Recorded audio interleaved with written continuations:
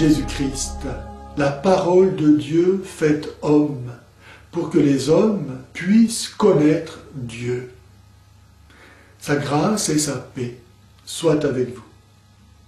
Tandis que Jésus-Christ présente l'Église et se présente lui-même comme la lumière du monde, l'islam se présente comme le croissant de lune.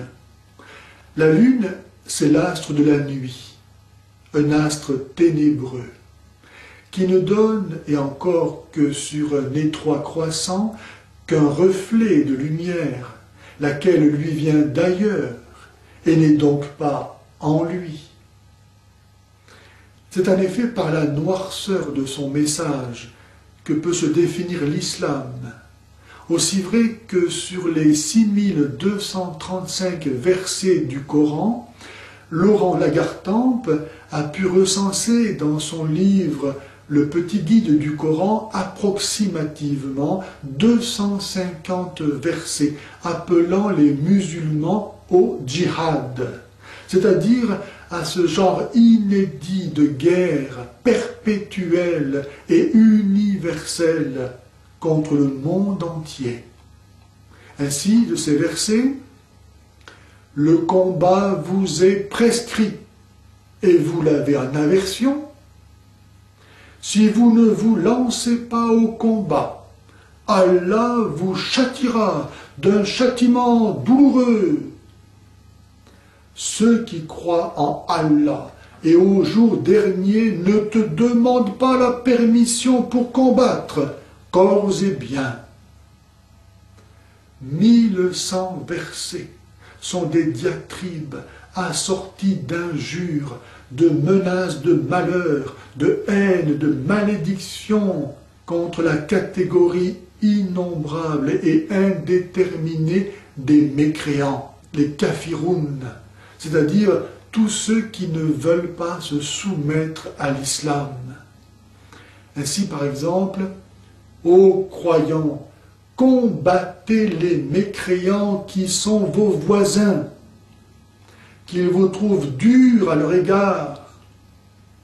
Combattez-les afin qu'Allah les châtie par vos mains et les couvre d'opprobre afin qu'il vous donne la victoire sur eux.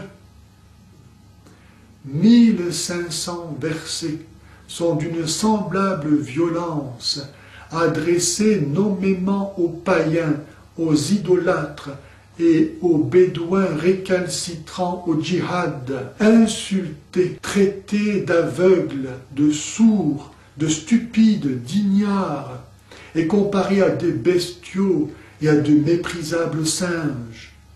Ainsi, entre vous et nous, c'est l'inimitié et la haine à jamais, jusqu'à ce que vous croyiez en Allah. Annonce un châtiment douloureux aux incrédules. Tuez les polythéistes partout où vous les trouverez. Capturez-les, assiégez-les, dressez-leur des embuscades. 200 versets du même discours haineux sont adressés spécialement aux Juifs avec des griefs contre leurs croyances considérées comme erronées. Ainsi, ne prenez pas pour ami un juif ou un chrétien. Puisse Allah les maudire. Ils aimeraient vous voir incrédules comme eux le sont. Saisissez-les, tuez-les partout où vous les trouverez. 100 versets du même discours haineux sont adressés aux chrétiens, avec des attaques contre leur foi, réputée abominable et péché impardonnable, tels ceci: tuez les associationnistes partout où vous les trouverez. Rien d'autre, le paiement de ceux qui refusent Allah et son messager, c'est qu'ils soient tués ou crucifiés, ou que leur soit coupée la main et la jambe opposée, qu'il soit expulsé de la terre. C'est un grand mystère qu'aujourd'hui encore, des personnes douées de raison se croient obligées de soutenir une conjuration de bédouins du 7e siècle en mal de razzia et manipulée par une bande de juifs messianiques. Au total, ce sont quelques 3150 versets, soit plus de la moitié du Coran, qui sont consacrés à une colérique exécration de tous ceux qui sont autres que musulmans. Tous ces versets expriment la noire intention de les combattre à mort pour arriver à les soumettre ou à les anéantir. Comment se fait-il que tous les nobles défenseurs des principes inscrits dans la Déclaration universelle des droits de l'homme ne s'intéressent pas davantage au Coran?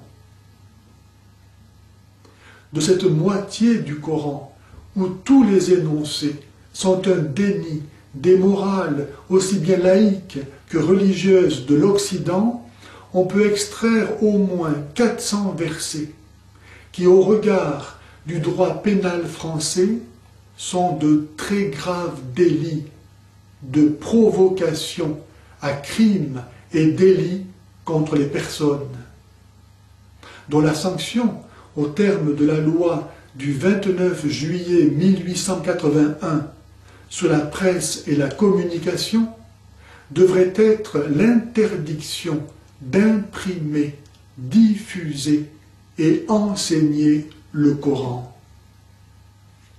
Le fait que le Coran soit un livre réputé sacré ne devrait pas abuser ceux qui sont en charge du bien commun. Il est en effet trop facile de se parer des atours de la religion pour en revendiquer ensuite l'immunité. Car il n'y a pas d'autre vraie religion que celle que Jésus-Christ est venu nous enseigner, elle qui commande de regarder tous les hommes comme nos frères et d'aimer jusqu'à nos ennemis. À chacun de prendre ses responsabilités.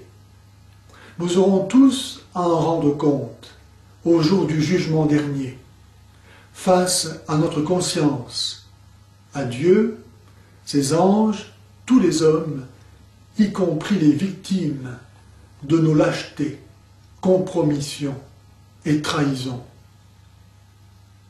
Que celui qui a des oreilles pour entendre, qu'il entende.